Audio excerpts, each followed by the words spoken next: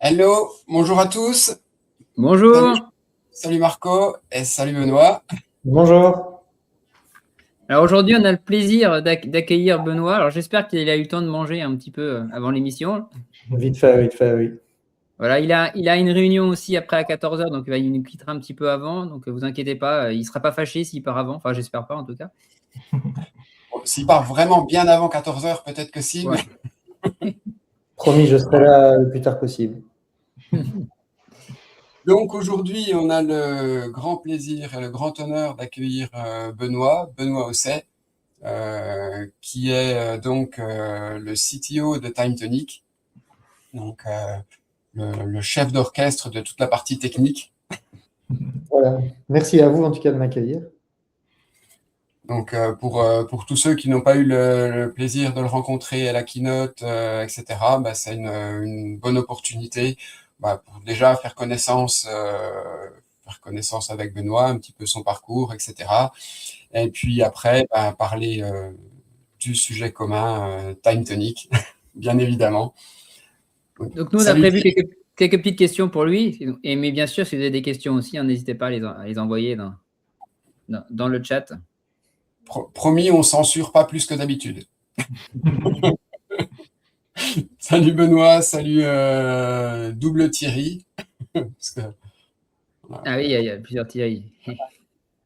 Ah oui, de fait. Et nous, on peut voir la liste, parce que tu sais, on ouvre Twitch en même temps, comme ça on peut voir, et on peut répondre aussi, c'est pratique. Ok. Ouais. Voilà. Bonjour. Est-ce que tu veux te commencer, peut-être, Benoît, pour te présenter, notamment comment tu es arrivé chez TimeTonic? Oui, donc mon parcours, il est assez long. Je ne vais pas commencer depuis le début. Mais je me présente tout le temps en disant que j'ai 44 ans et je fais du digital depuis que j'en ai 16. Donc je baigne dedans depuis toujours. J'ai commencé ma carrière dans le monde des agences de com. Et j'y ai fait quelques années, puis j'y suis retourné plus tard, mais j'expliquerai vite fait. J'ai bossé dans le pharma, puis je suis passé comme consultant, j'ai fait de la consultance pour la Poste belge pendant plusieurs années. C'était assez marrant parce que je me suis occupé donc moi je suis basé en Belgique, peut-être pour ceux qui ne savent pas. Fait de la consultance pour la Poste belge, notamment sur le développement des consignes à paquets. Et à l'époque, on s'était beaucoup inspiré de la Poste. Donc, vous voyez les consignes où vous déposez et vous retirez vos paquets. Donc, on a fait tout le développement en Belgique. Je m'occupais des très grands comptes, de leur intégration technique, type Amazon et autres grands e-commerçants. Puis suite à ça, je suis retourné dans le monde des agences où j'ai pris la direction d'une grosse agence sur Liège, en Belgique. On était une quarantaine et j'avais tout le pôle digital. On travaillait essentiellement pour des grands comptes agroalimentaires, donc Danone, Evian, Unilever, Mars, etc.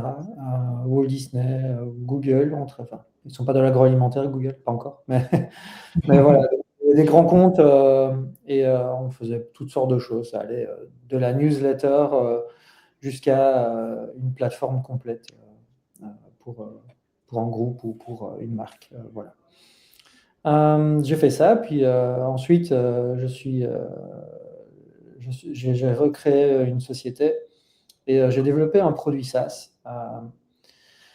Et donc on a fait ça avec mon associé pendant presque 9 ans. C'était une très longue histoire. Produit SaaS principalement orienté autour du micro-commerce, plutôt du commerce transactionnel instantané, on va appeler ça.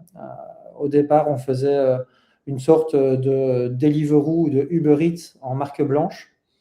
Donc en fait, on permettait à des grandes chaînes de restauration de ne plus dépendre des Deliveroo et autres pour faire de l'acquisition client, mais des chaînes qui ont un pouvoir de notoriété suffisant d'offrir leur propre canal d'e-commerce et de ne plus lâcher 30 à 40% de commission à ces plateformes. On avait travaillé avec Big Mama en France à l'époque. Et donc, on a développé cette plateforme. Ça a très, très bien marché en Belgique et à l'international. Puis, on s'est développé. Bref, ça fonctionnait bien. Puis, on a pris un petit accident de parcours qui s'appelle le Covid. C'était assez compliqué pour nous, puisqu'en fait, le business était basé sur deux grands pôles. Le premier, on avait une très, très forte présence dans l'aéroportuaire. Où on travaillait aussi bien pour les duty-free que pour les aéroports en eux-mêmes. Et le troisième pilier étant ce produit lié à la restauration, Covid, plus d'avions, plus d'aéroports, plus de restaurants. Donc c'était magnifique. Donc on a dû se réinventer, on a pivoté, on est passé sur le monde de la blockchain. Et donc on a redéveloppé le produit autour de la blockchain. Bref, ça s'est redéveloppé. Puis 3 ans plus tard, j'ai revendu. Et donc voilà, une nouvelle opportunité. Puis j'ai croisé quelqu'un qui était très actif sur LinkedIn, qui s'appelle Jean-Michel Durocher. Et, parce qu'on a tous compris qui c'était. Comment ? On a tous compris qui c'était avant que tu dises le. Voilà. Et voilà. Et puis on s'est connecté. Et puis timing, la vie, le parcours, c'est souvent une histoire de timing. De mon côté, le timing était bon. Du côté TimeTonic, le timing était là aussi, puisque Jean, l'ancien CTO, était sur le départ. Et puis voilà. Puis go. Et puis est-ce que tu connais dès le début. Comment ? Est-ce que tu connaissais le no-code avant TimeTonic ? Je le connaissais d'assez loin. Je n'étais pas du tout plongé dans le domaine tel que vous l'êtes. Mais j'ai connu le no-code avec Microsoft Access. Oui. Et donc voilà, mais oui, non, j'étais pas du tout aussi avancé que vous. Et voilà, mais dès le début, le produit m'a vraiment parlé. J'ai trouvé ça vraiment impressionnant. Et puis voilà, l'aventure a démarré. Ça va faire 3 ans en septembre. Ça passe vite. Donc tu connaissais pas du tout TimeTonic avant de même pas entendu parler avant de rencontrer Jean-Michel. Exactement. Donc voilà. Encore merci à lui de m'avoir fait confiance. Je suis très content de pouvoir contribuer à tout ça. Et c'est une histoire puisque à l'époque, TimeTonic était principalement, était assez fortement orienté autour de la région parisienne. Et puis voilà, un petit Belge qui débarque et lui faire confiance comme ça, c'est un sacré, un sacré saut dans le vide d'une certaine façon. Donc encore merci pour ça. Et voilà, on travaille tous les jours pour rendre cette confiance. Ça fait combien de temps déjà que tu es TimeTonic ? On va pas le temps passer. Ça fait il a dit 3 ans. Ça va faire 3 ans en septembre. Oui. Et c'est quoi ton quotidien du coup à TimeTonic ? Est-ce que tu as des journées types ? Enfin, ça peut changer beaucoup, mais. On essaye d'avoir des journées types. Malheureusement, les aléas du direct font que c'est pas toujours le cas. Mais oui, non, on a des journées types, on a des réunions fixes, puisque bon, entre-temps, Time Tonic, c'est quand même d'une certaine façon réorganisé, puisqu'on est passé plus en remote. Et donc, il y a un autre collègue qui est en Belgique, il y a des Parisiens qui se sont exilés, du coup, donc maintenant on est un peu plus distribué. Et donc, on a plus de moments fixes pour se retrouver durant la semaine. Donc ça, c'est un peu les rituels journaliers ou hebdomadaires. Et puis, entre-temps, oui, on essaye de planifier au mieux, mais c'est pas toujours facile. Mais comment vous échangez entre vous? Vous avez sur Slack, vous avez un Slack interne ou... En fait, donc on échange sur Time Tonic. Notre outillage interne est 100% Time Tonic. Oui. Et alors à côté de ça, pour vraiment le chat pur et dur, et la vidéo et la voix, etc., on utilise Discord, qui est vraiment très très flexible pour ce genre de choses. C'est vraiment un bon outil. Voilà, on a longtemps cherché après des alternatives, mais voilà, ça va venir, mais c'est pas la prio du moment, et Discord fonctionne bien. Et pour tout le reste, tout est dans Time Tonic. Et là, ça fait une équipe. Comment est organisée ton équipe? Déjà, vous êtes combien? Et puis, comment vous êtes un petit peu organisé? Alors, dans l'équipe tech, donc il y a 3 pôles, on va dire. Maintenant, un quatrième. Avant que je vienne, l'équipe était plus en mode full stack, c'est-à-dire qu'une personne était aussi bien capable de faire ce qu'on appelle du front, donc de l'interface, et du back-end, donc la couche non visible. Et donc, on a pris le parti de splitter et de splitter les responsabilités pour augmenter le niveau d'expertise dans le domaine choisi. Parce que vous êtes des développeurs dans l'âme aussi, vous savez que développer en full stack, surtout au jour d'aujourd'hui, ça nécessite quand même un périmètre de connaissances très très large. Et on dit souvent, quand on connaît tout, on ne connaît rien. Et donc voilà, donc on a pris le parti de plus se recentrer sur une spécialité afin d'augmenter le niveau d'expertise, plutôt que d'avoir des gens qui font aussi bien du front et du back. Et du coup, manque ce niveau dont on a besoin, parce que Time Tonic est un produit complexe, avec des besoins complexes et des usages complexes. Et donc, derrière, il faut un certain niveau de connaissance. Et le seul moyen, c'est de pouvoir vraiment se spécialiser. Donc, tout ça pour dire que donc, il y a 2 développeurs back. Il y a Aurélien, qui est un des vieux, pas en âge, mais en termes d'ancienneté. Il y a Thomas, qui nous a rejoint récemment. Et alors, on a 2 développeurs front.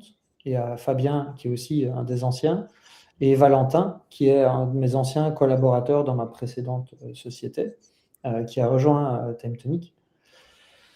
Et alors, il y a 2 développeurs mobiles qui sont aussi des anciens, des vieux de la vieille. C'est Abdellah et André. Et alors, à cela est venu s'ajouter Alban, qui est notre PO. Et donc, je la reprends dans l'équipe technique, mais en vérité, elle est très transverse. Mais voilà, elle a un petit côté geek, donc elle se reconnaîtra. Donc, et toi, voilà. Du coup, dans cette équipe, toi, tu fais encore du développement? Oui, tout à fait. Très plongé dans le code. Très plongé dans le code, et c'est très bien comme ça. Et tu touches plutôt partie back-end ou front ou mobile? Back-end, c'est moi qui gère en grande partie tout ce qui est infrastructure. D'accord. Toute l'infra, sans tirer la couverture, mais effectivement, je prends beaucoup de la partie infra sur moi. Et voilà. Et on espère bientôt avoir vraiment un vrai responsable DevOps qui nous rejoint. D'accord. C'est vrai que c'est aussi encore une autre partie que le front-back. C'est vrai qu'il y a beaucoup d'éléments. C'est un métier. Peut-être que est-ce que tu veux pas expliquer peut-être juste en 2-3 mots, je ne sais pas si ça parle à tout le monde, DevOps peut-être? Donc le DevOps, effectivement, ça va être la personne qui va s'occuper de l'infrastructure, la maintenance des serveurs, l'architecture, Time Tonic, faire en sorte que ça fonctionne bien, que ça fonctionne rapidement et que ça reste disponible tout le temps. Donc dans le DevOps, on va retrouver vraiment la partie conception d'infrastructure, puis on va avoir ce qu'on appelle le SRE. Alors du coup, je ne sais pas du tout ce que ça veut dire, parce que depuis que je travaille en France, c'est compliqué pour moi, tous ces acronymes, ces abréviations. Mais donc oui, le SRE, c'est le maintien opérationnel, si j'ai bien compris. Et puis alors, il y a la partie vraiment DevOps, qui est l'accompagnement des développeurs dans le parcours de déploiement de l'applicatif à l'échelle.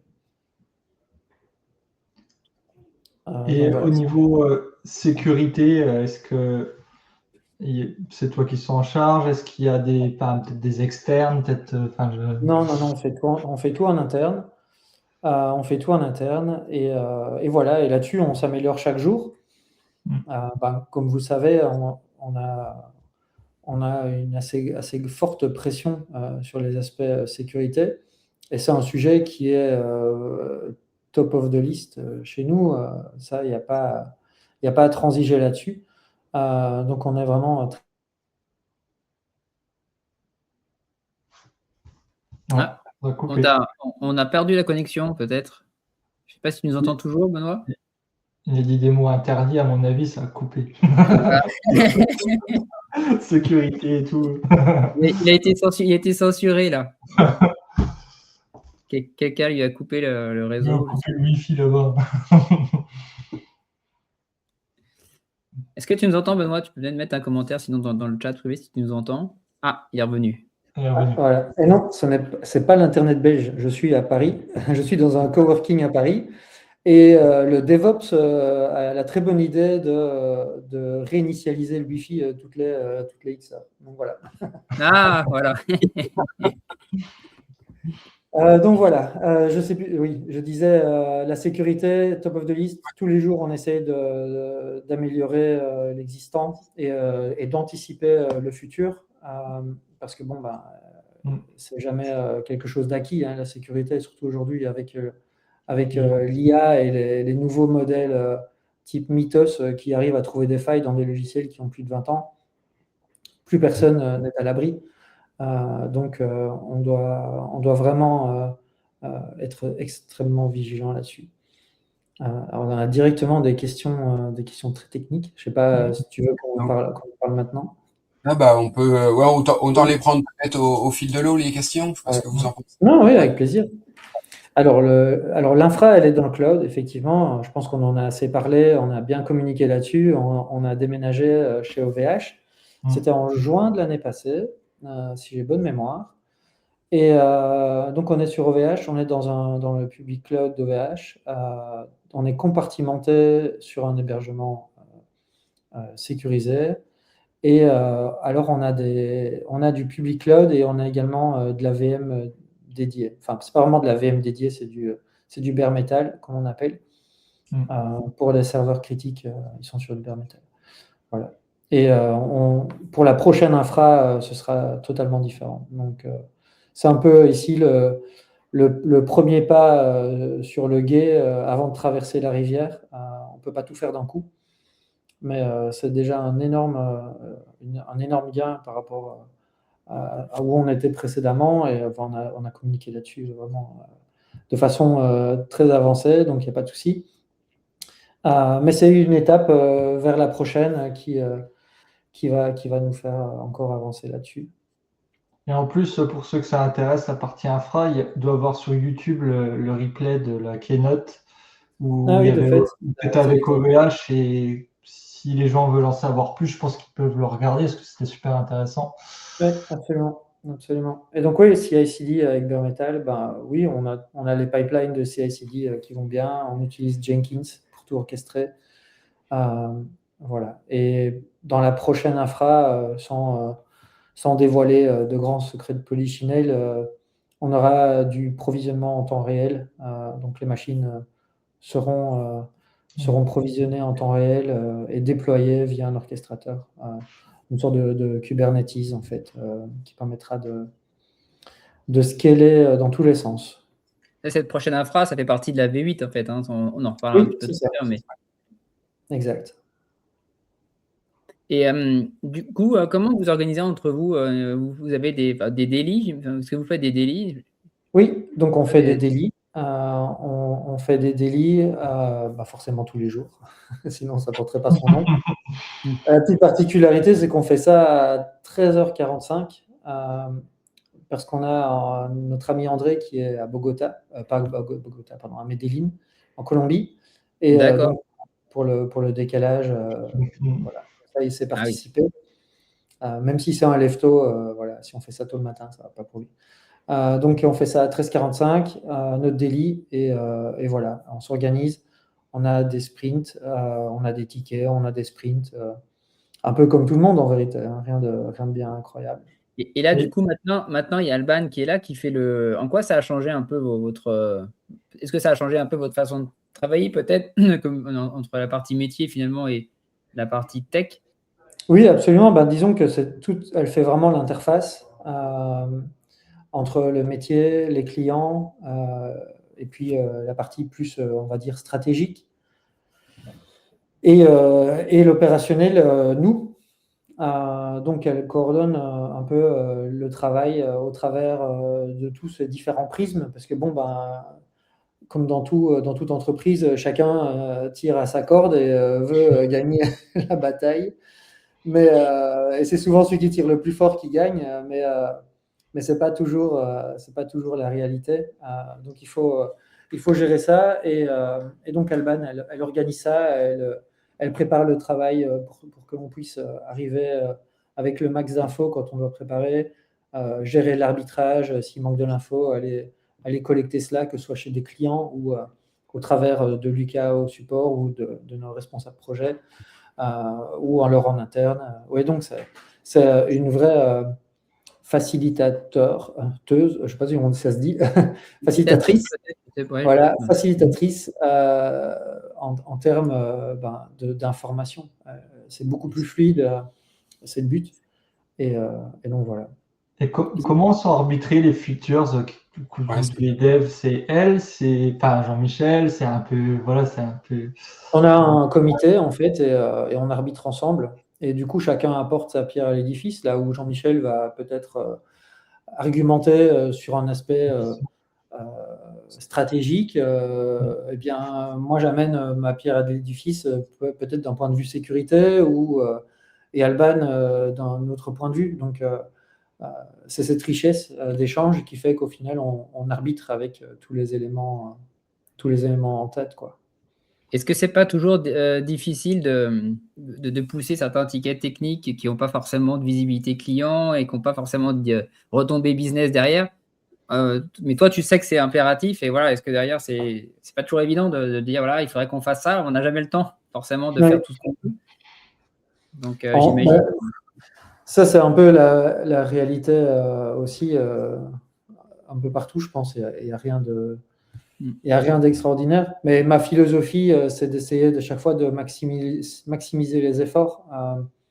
Et donc, peut-être qu'il y a des choses qu'on peut faire maintenant et que du coup, en la faisant, peut-être qu'on peut raccrocher deux, trois autres choses avec. Si on doit faire une fonctionnalité et que du coup, ça permet d'adresser des points sécurité, par exemple, on essaye de les raccrocher.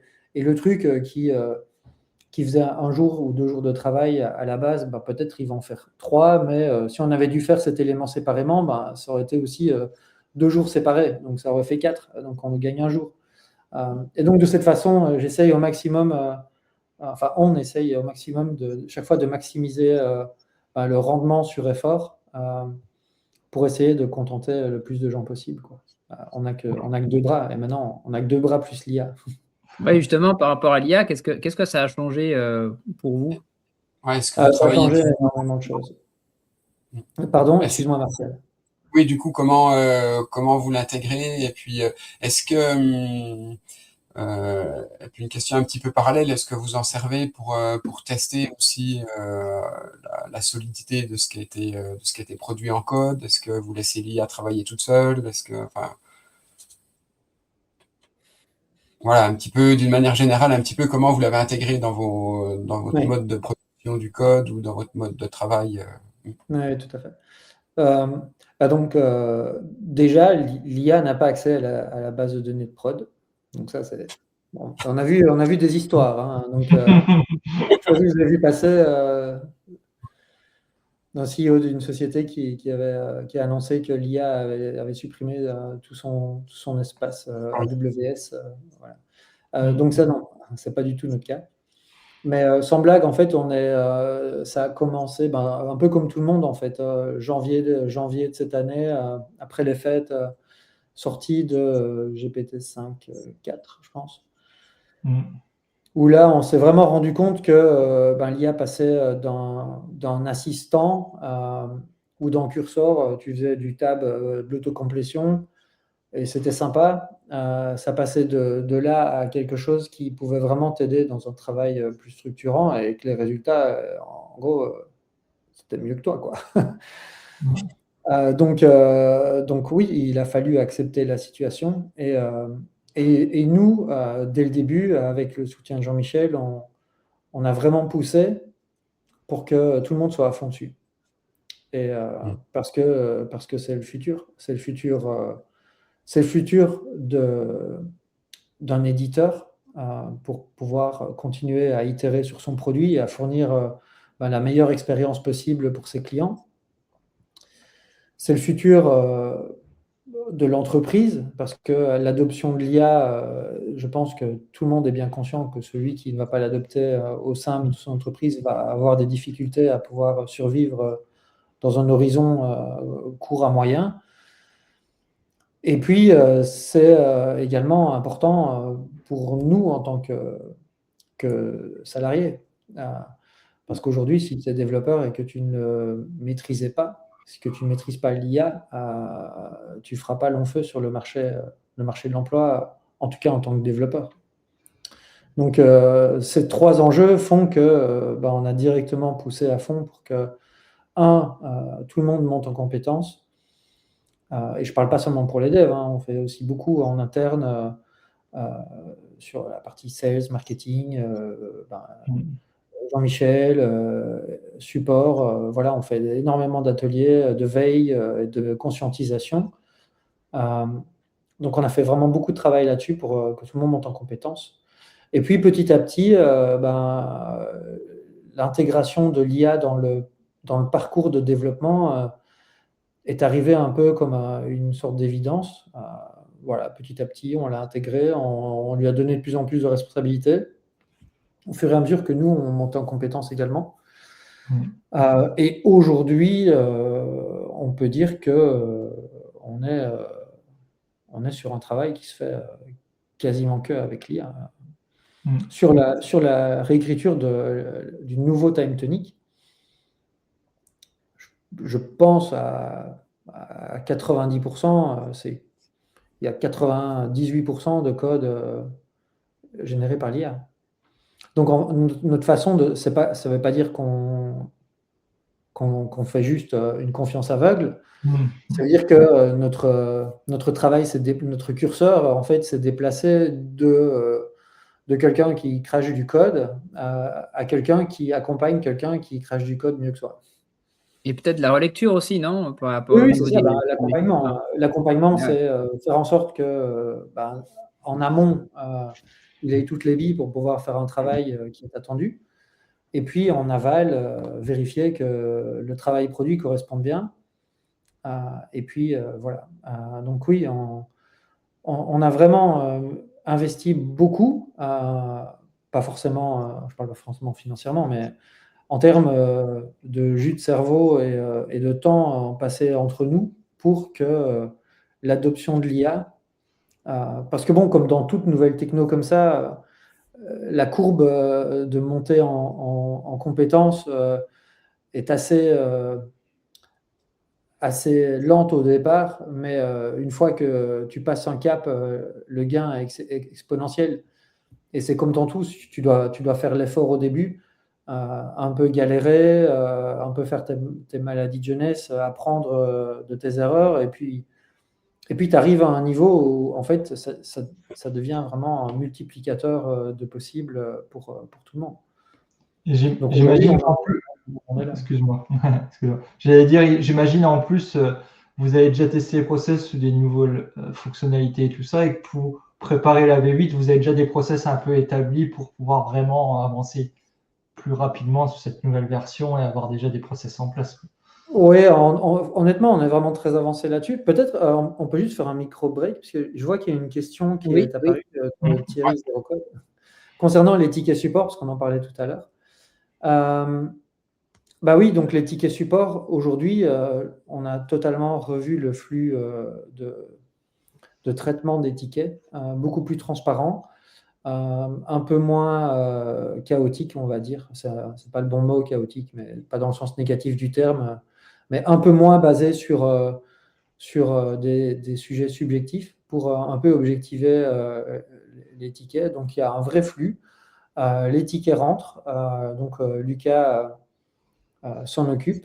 Si le ticket relève d'un bug ou d'un problème lié à la technique, à ce moment-là, il va remonter ça chez nous. Et puis, il sera pris en charge dans nos différents sprints. Donc, on a des sprints de 15 jours. Et au bout de ces 15 jours, on va faire une mise en production qui sera mineure ou majeure selon le type de fonctionnalité. Et dans ces releases, dans ces mises en production, on va inclure les tickets qui ont été prévus dans le sprint. Et la place que l'on donne à ces tickets dans le sprint, donc chaque ticket est estimé, eh bien, on va consacrer un nombre d'heures pour pouvoir résoudre ces problèmes. Et donc, on prend les tickets de cette façon. Et donc, les tickets sont classés également par thématique. Si c'est un problème lié aux automatisations, à l'authentification ou que sais-je. Et également par criticité. Et le niveau de criticité lui-même, on l'a objectivé selon différents critères. Est-ce que ça permet... est-ce qu'il y a un contournement possible? Est-ce que cela bloque tout le monde? Ou est-ce que cela bloque juste une personne? Est-ce que c'est quelque chose qui ne peut être reproduit ou pas? Voilà, donc il y a différents critères qui vont faire en sorte que la sévérité ou la priorité du ticket va augmenter. Thierry rebondit là sur la géoloc. Est-ce que c'est aussi 15 jours? Oui, je pense que j'ai vu passer le ticket et je pense qu'il est en cours. Donc, ça va arriver. Et donc, Lucas et Romain sont des IA. Pour Lucas, non. Pour Romain, ça se pourrait. Mais on n'a pas encore trouvé le truc qui détecte les IA, en fait. Donc, j'ai des doutes un peu tous les jours. Ouais, mais voilà, on ne sait pas trop. On peut recevoir des réponses du ticket support pour Romain à 23h, donc on ne sait pas effectivement. Romain, il a des cron jobs, en fait. Hein. Donc, c'est peut-être ça. Et puis, on avait laissé il y avait une question en suspens là de Tradenco. Hop, l'intégration Jira sur l'infra. J'ai pas très bien compris la question. En fait, déjà, donc nous, on n'utilise pas Jira. Le suivi des tickets se fait dans TimeTonic. Donc, on utilise TimeTonic de haut en bas, de bas en haut, de gauche à droite. Donc, les tickets sont sur TimeTonic. Et l'intégration de Jira sur l'infra avec CI/CD sur Bare Metal, je ne sais pas. Donc oui, on prend les tickets, on les prend en développement local, et puis il y a tout le flux d'évolution du ticket jusqu'à sa mise en production. Et donc on a différents environnements. Il y a du CI qui tourne sur tout cela avec un flux de merge request et de branches, etc. On a tout ce qu'il faut. Avec vous avez des protocoles de test précis en fonction de chaque type d'évolution, de mise en prod. Oui, effectivement. Ou des tests automatisés de code, ou les deux. Enfin, comment? On a les deux. En vérité, on a des tests automatisés qui couvrent le code, on va dire. Et puis, en fonction de la thématique du ticket, de sa sévérité, de son impact, on va en faire tourner des scénarios de test également voilà, nul n'est infaillible, mais on fait du mieux qu'on peut, effectivement. Et puis, si c'est vraiment des choses très impactantes, on va aussi impliquer le client dans le testing et lui demander, parce que bon, des fois, il y a des choses qu'on ne sait pas, on ne sait pas reproduire nous-mêmes, parce que bon, c'est lié également au set de données du client, de la façon dont il a configuré, voilà, donc c'est très. Comment très ça, compliqué. les clients ont beaucoup d'imagination sur l'utilisation Effectivement, c'est une des grandes particularités de TimeTonic et c'est ce qui fait tout son charme, c'est qu'on ne sait pas, c'est pas un produit qui rentre dans une case bien précise, c'est qu'on donne un produit et les clients se l'approprient et en font des choses incroyables. Donc ça, en tant qu'éditeur, c'est vraiment hyper satisfaisant, quoi. Et quelle est, je ne sais pas, là où les fonctionnalités que tu aurais en tête, des grandes fonctionnalités sur lesquelles vous avez le plus transpiré, peut-être qui ont été le plus complexes pour vous? Celles qui ont été les plus complexes. Ici, quand je refais le parcours, je pense que les SmartText nous ont donné pas mal de... Pas de problème en soi, mais c'était quand même assez sympa à mettre en place. Je pense, mais bon, ça c'était quand même quelque chose d'assez transparent, plus ou moins, parce que ça existe déjà, c'est la réécriture des automatisations, Oui. qui était quand même un beau gros morceau également. Les formules peut-être aussi, non? Les nouvelles formules, ça a peut-être été... Non, pas plus que ça, par rapport. Écoute, c'était un de mes premiers gros chantiers, on va dire, et au final, je trouve que ça a encore été, ça s'est bien passé. Après, c'est toujours délicat, et c'est également la raison pour laquelle on ne peut pas tout faire tout le temps. C'est qu'on doit tenir compte de l'existant. Et il y a des trucs, si ça ne tenait qu'à nous, on dirait oui, vas-y, on le fait, on le réécrit, etc. Et puis on se dit, oui, mais l'existant, on fait quoi? Il faut continuer à le supporter, il faut migrer, et c'est souvent là que se posent les questions. Et du coup, l'ambition de départ doit un peu être revue à la baisse parce que on ne peut pas faire une révolution totale à chaque fois, parce qu'il y a un existant qui doit être migré ou qui doit être supporté. Et du coup, c'est peut-être plus de l'incrémental ou ce genre de choses, quoi. Mais donc voilà. Et pour revenir, pardon. Non, pardon, non, vas-y, parce que moi je te laisse, je t'avais coupé. Ah non, c'est parce que je rebouclais sur l'IA de tout à l'heure. Et à l'inverse aussi, est-ce que tu as des choses où des fois on découvre, on se dit wow, ça va être un gros truc et finalement ça l'est, mais ça s'est mieux passé que prévu parce que ça se révèle plus simple. En général, c'est pas souvent ça. Non, souvent c'est plutôt dans l'autre sens. J'ai pas d'exemple. J'ai pas d'exemple, je suis désolé. Est-ce qu'il y a une fonctionnalité, petite ou plus conséquente où tu t'es vraiment fait plaisir, où tu t'es dit tiens, ça c'est un challenge sympa et t'as kiffé la mettre en place je pense que les formules, c'était sympa à faire. C'était vraiment sympa à faire. Je pense un bon exemple pour revenir sans blague à ta question précédente, un truc, par exemple quelque chose que j'ai vraiment bien apprécié en termes d'évolution produit, c'est le FTP qu'on a sorti récemment. Donc le fait de pouvoir exporter ces données ou de les importer selon des tâches planifiées. En fait, on a commencé le truc en mode un peu sous-marin.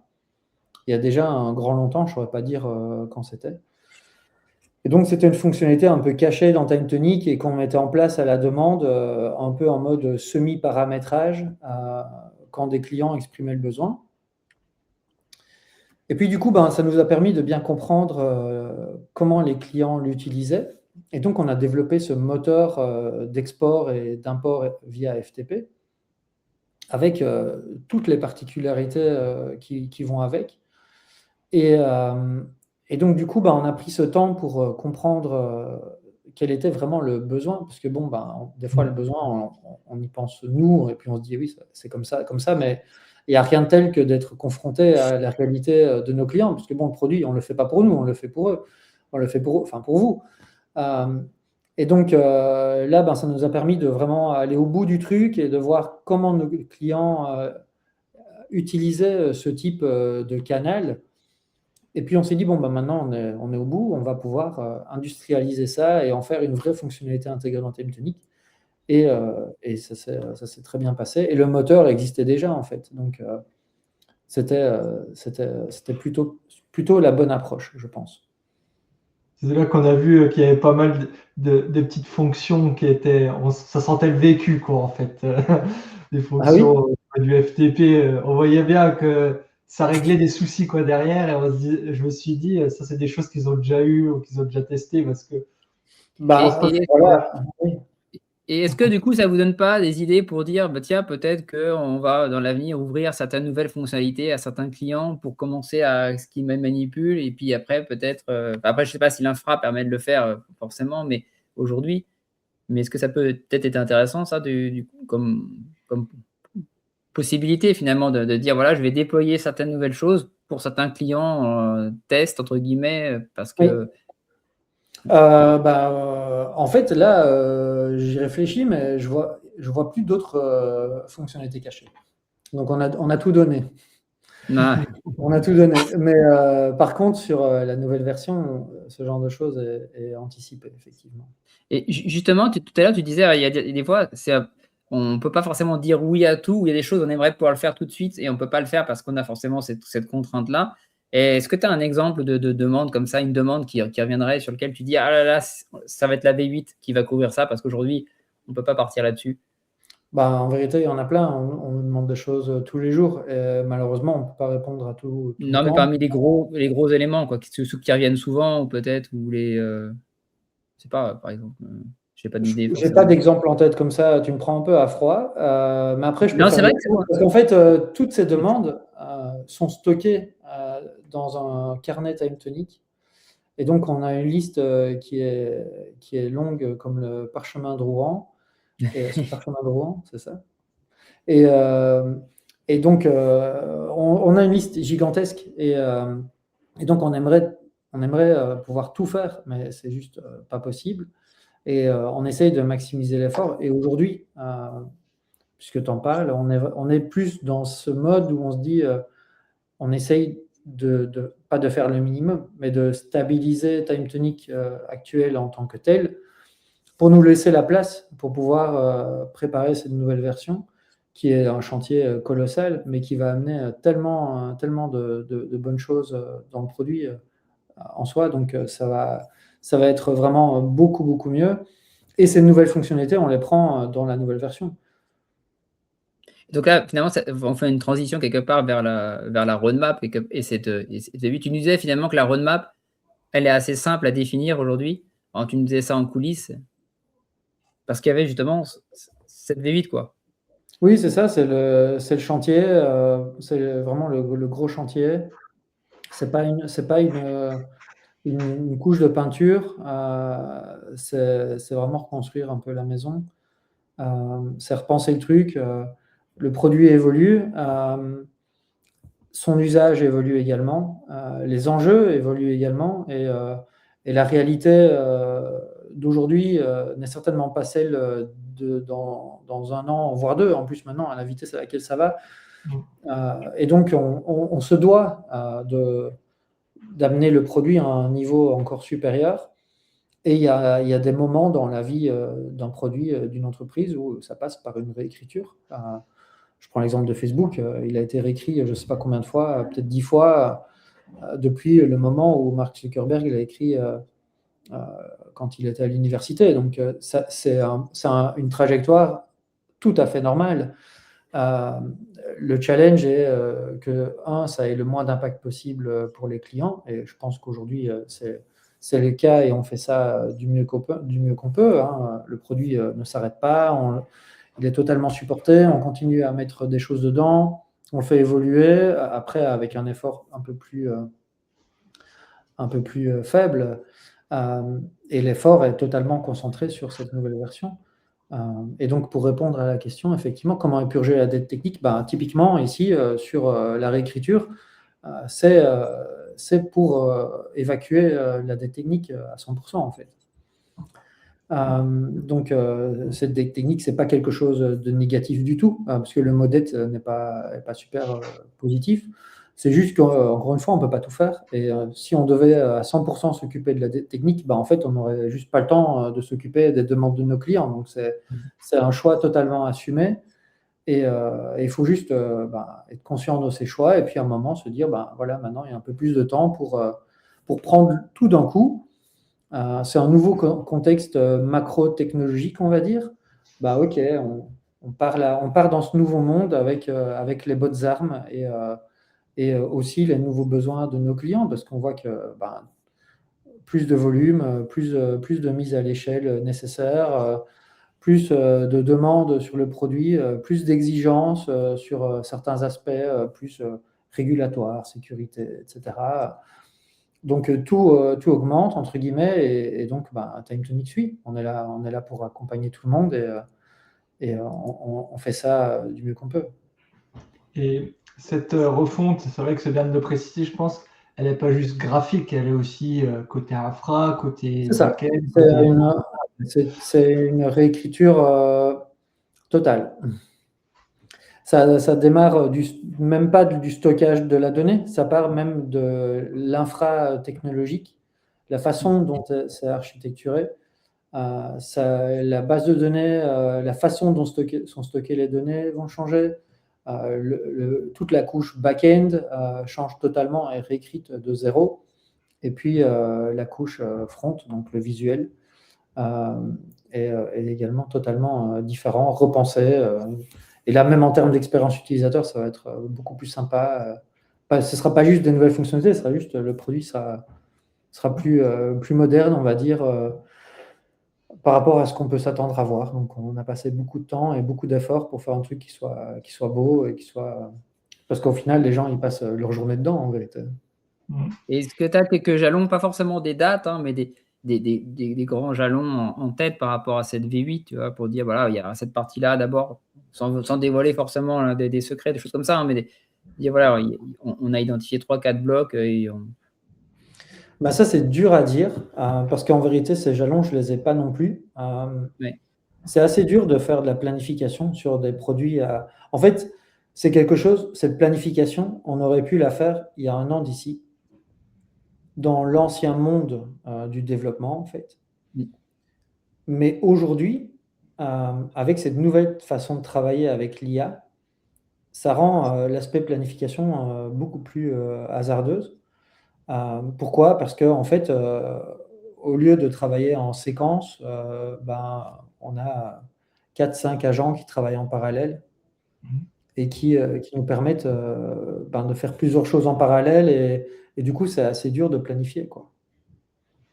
Mais en termes de jalons, ici, je pense qu'on pourra commencer à communiquer sur des attentes ou des ambitions plus ou moins de dates ou de trimestres. Ici, sur l'été, on pourra commencer à en parler. On a vraiment quelque chose qui commence à ressembler à du Time Tonic V8 et ça donne vraiment envie. J'imagine aussi pour vous, c'est challengeant, mais c'est super intéressant de changer tout ça. J'imagine pour les équipes, c'est assez motivant aussi, même si ça doit être beaucoup de travail, j'imagine, mais ça doit être très motivant pour l'équipe. Oui, c'est motivant, mais c'est également une sacrée pression. Et puis, comme je disais précédemment, on peut remettre le produit à plat et réécrire tout de A à Z, mais quid de tout l'existant? Il faut pouvoir le migrer. Il faut d'une façon ou d'une autre, les clients qui sont dans Time Tonic depuis 1, 2, 5, 10 ans, je ne sais pas, puissent continuer à fonctionner dans cette nouvelle version sans disruption de service. Donc, ça veut dire que cette nouvelle version doit quand même pouvoir, d'une certaine façon, absorber l'ancienne. Donc, on ne peut pas non plus... on peut pas quelque chose de totalement... Oui, c'est ça. C'est un sacré challenge, en vérité. Surtout en changeant, j'imagine, la base de données et tout ça, en changeant un peu la fin et tout ça, j'imagine que ça doit être encore plus complexe, quoi, en fait. Oui, tout à fait. Tout à fait. Est-ce que tu regardes, vous regardez un petit peu la concurrence, les confrères en termes de fonctionnalité, en termes éventuellement de fonctionnement, de ce que vous pouvez en déduire sur l'architecture, sur la manière dont ils sont construits pour vous inspirer, ou justement pour dire mais ça, on sait que ça marche pas trop, on le refait pas. Oui et non. On regarde sans regarder. Certains aspects, on peut effectivement voir un peu ce qui se fait. Peut-être pas forcément chez la concurrence, mais plus dans un scope plus large. Et moi, j'aime beaucoup regarder ce qui se fait dans vraiment d'autres domaines, tu vois. Le domaine de l'e-commerce, par exemple, est un domaine que je trouve fascinant parce que le but est de forcer le comportement des gens à acheter. Je ne dis pas ça négativement, mais il y a une vraie réflexion comportementaliste sur la façon dont tu structures un site e-commerce. Et pour moi, c'est quelque chose qui peut totalement être intégré dans un SaaS, pas pour faire de la vente, mais pour essayer d'accompagner les gens dans un parcours qui peut paraître un peu complexe. Donc, il y a plein de bonnes pratiques que l'on essaye d'aller piocher à gauche, à droite, pour essayer d'améliorer TimeTonic tous les jours. Un bête exemple, c'est on réfléchissait à la barre de recherche. Et moi, un des exemples de recherche que je trouve vraiment incroyable, c'est l'exemple de Stripe. Après, tout le monde ne connaît pas. Mais dans Stripe, si tu recherches quelque chose, en fait, tu mets par exemple le nom d'un client, eh bien, il va aller chercher le nom du client parmi toutes les entités, que ce soit les factures, les paiements, les clients, les sociétés. Et donc, tu vas avoir une recherche qui ne va pas être juste contextualisée sur ce que tu es, mais qui va inclure aussi d'autres choses. Et même dans ta recherche, ça pourrait être aussi des actions. Par exemple, dans ta barre de recherche, tu pourrais avoir taper paramètres, et puis du coup, tu retrouves les paramètres de vue, de table, un peu comme la recherche dans ton téléphone. Tu vois, si tu cherches paramètres dans ton téléphone, il va te proposer les différents paramètres que tu peux modifier. Et puis, si tu as une application qui s'appelle paramètres, elle va tomber aussi. Donc, la recherche, pour moi, c'est un vrai aspect. Et pour ça, on a pris plein d'exemples à gauche, à droite. Donc, l'inspiration, oui, c'est super important de faire de la veille et de s'inspirer de ce qui se fait. Puis on en manipule au quotidien aussi avec toutes les entreprises, enfin tous les logiciels qu'on utilise aussi sur le côté, quoi. Donc, absolument. Et déjà 53, je pense que... C'est ce que j'allais dire, je vois que l'heure a déjà tourné, et puis comme tu as un impératif bientôt, on va pas pousser, même si... Pas de souci, si vous avez encore des questions, j'ai encore quelques minutes, je suis à votre disposition. Est-ce qu'on a répondu? Il y a des questions qui traînent aussi, peut-être, auxquelles on n'a pas répondu. La souveraineté, concrètement, on est hébergé en France, côté souveraineté de TimeTonic, quels sont les enjeux pour toi et quels sont aussi les enjeux, les futurs enjeux là-dessus, quoi, côté souverain? Donc, oui,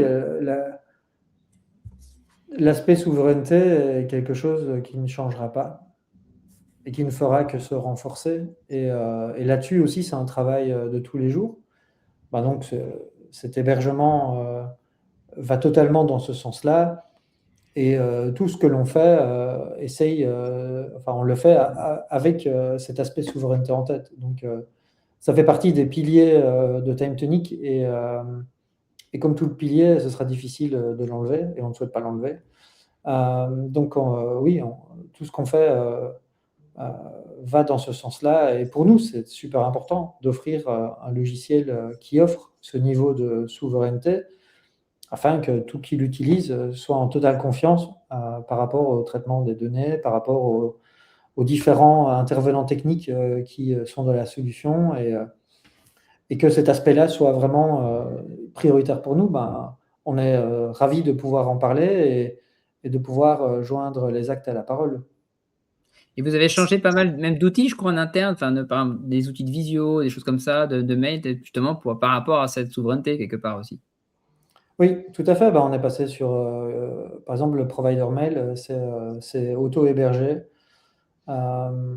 Et la visio interne, c'est également auto-hébergé. Donc oui, on essaye. Après, voilà, c'est un travail de tous les jours. Et si on veut aller au bout du bout, c'est aussi, ça se fait pas en un jour. mais en tout cas, sur l'aspect TimeTonic en tant que solution de logiciel SaaS, là-dessus, je peux vous dire qu'effectivement, c'est du 100% souveraineté. Et est-ce que justement, ça, en plus techniquement, ça vous a pas contraint à faire certains choix et peut-être c'était plus facile peut-être avec d'autres solutions ou autres Effectivement, j'imagine que ça implique des difficultés, quoi. Oui, ben ça induit des limitations techniques et effectivement, comme dit Johan, hébergé en France, on a la chance d'avoir un prestataire de confiance qui est OVH. En termes de prix, je n'ai pas l'impression que ce soit beaucoup plus cher. Mais par contre, effectivement, il y a certaines limitations techniques. Et moi qui venais précédemment du monde AWS, où j'hébergeais tout chez Amazon en Europe, bien entendu. Mais c'était chez Amazon. Donc, effectivement, c'était hors de question de mettre TimeTonic chez Amazon. Donc, la plateforme Amazon, il n'y a pas photo. Ça va quand même un cran plus loin. Mais voilà, on fait sans. Et les trous qu'il y a dans la raquette, ou les manquements, ou les choses qu'on ne retrouve pas chez OVH, entre guillemets, sur étagère, on le met en place nous-mêmes en auto-hébergé et puis on le maintient comme il faut bien. Super intéressant parce que c'est vrai qu'on se dit c'est un choix aussi côté souverain et ça implique beaucoup de choses aussi. Donc oui, absolument. Après, ça le quotidien. Ça a toujours été un petit peu le fil conducteur de TimeTonic, entre autres, depuis effectivement, c'est une des si... propositions de valeur clés de TimeTonic. Et donc, c'est super important. L'évolution prouve que ce choix qui remonte aux origines était plutôt un bon choix stratégique quelques années plus tard. Et par rapport à cette V8, j'imagine qu'il y a beaucoup de travail et tout. Est-ce que vous recrutez du coup côté équipe de dev en ce moment ou pas? On recrute surtout en responsable infra. D'accord, tu nous as dit. Donc là, c'est en cours, process en cours, et ça devrait aboutir incessamment sous peu, on va dire. Et vraisemblablement, on va encore ajouter une personne technique après avoir. Honnêtement, avoir, c'est aussi rapport à l'IA qui est vraiment un enjeu majeur. Et c'est toujours la question de savoir si on rajoute des gens ou si on donne plus de moyens aux existants. Tu vois, quel est le gain, rapport coût-bénéfice voilà, on est en pleine bourre pour livrer une V8 de feu de Dieu. Et on est concentré là-dessus à 100%. Donc, voilà, s'il y a des opportunités, on verra bien. Mais pour moi, la prio, c'est surtout l'existant, l'équipe. On monte tous encore en compétences et on se donne plus de moyens pour démultiplier la bande passante. Puis, des fois, de rajouter des personnes, c'est pas ça qui fait aller plus vite. En fait. C'est très chronophage, effectivement. Ne serait-ce que le processus de recrutement, c'est voir beaucoup de personnes, beaucoup de réunions, beaucoup de temps, beaucoup d'énergie. Voilà, c'est pas juste un aspect financier, c'est aussi bien sûr, un aspect cognitif et temporel. Une personne en plus dans l'équipe, c'est potentiellement un peu plus de temps passé à la coordination, sur les daily. Voilà, donc... Oui, tout à fait, tout à fait. Donc voilà, on est on est un peu entre les deux, on est partagé et on verra où cela nous mène. Chaque jour suffit sa peine. En tout cas, pour l'instant, on a bien compris V8, V8, V8. Oui, on a vraiment hâte de montrer des trucs, donc on a vraiment hâte de vous partager. On a hâte de voir aussi. Ah oui, honnêtement, vous n'allez pas être déçus. Hein. Ça ne fera pas le café, mais ça fera plein d'autres trucs. Merci pour ton temps. On va te libérer, je pense. Là, il est là pour toi, je pense, de rejoindre. Très bien. Merci beaucoup, en tout cas.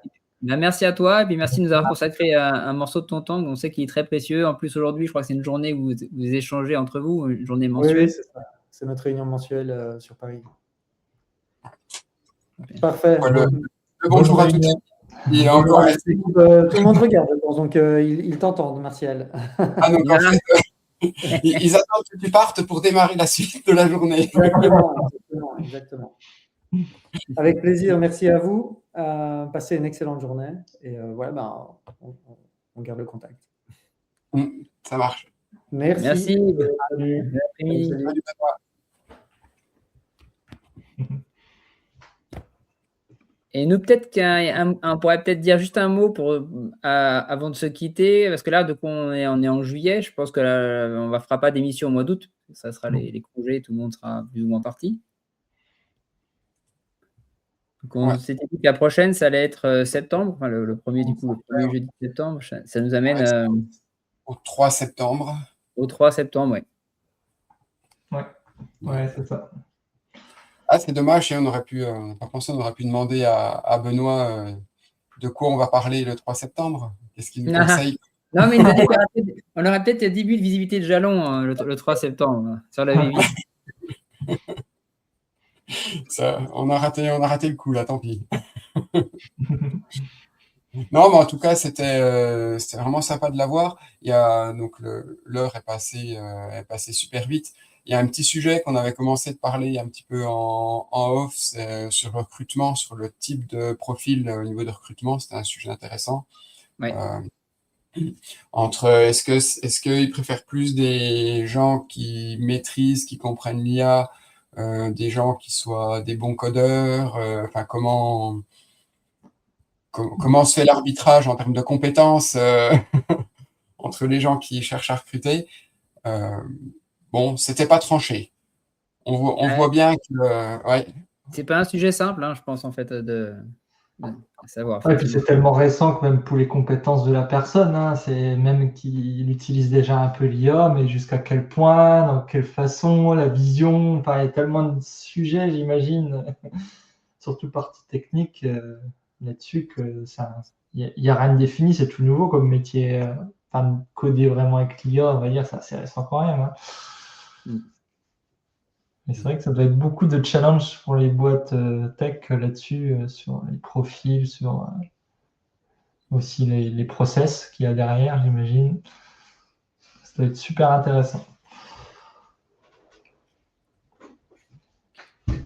Et du coup, on a tout l'été pour retrouver le sujet, le prochain sujet. Si vous avez des idées, évidemment, comme d'habitude, n'hésitez pas à nous envoyer un petit message là ou même sur le Slack de Time Tonicien pour nous suggérer des thèmes. On est toujours ouvert. On a tout l'été, mais ça va arriver très vite quand même, septembre, je pense. Ouais, parce que en début de mois comme ça, c'est vrai que ouais, ça va être.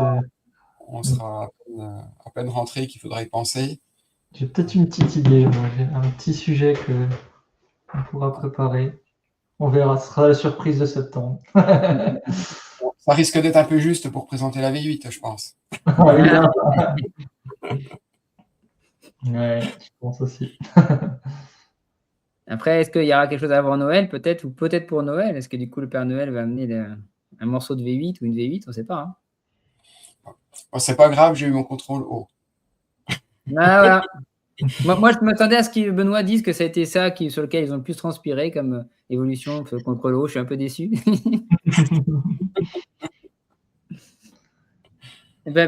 Merci Thierry. Bel été à vous tous aussi. Et puis, on se retrouve du coup au mois de septembre. Ne lâchez pas Time Tonic pour autant pendant l'été. Et puis, rendez-vous en septembre. Ciao. Allez, à bientôt. Au revoir, à bientôt.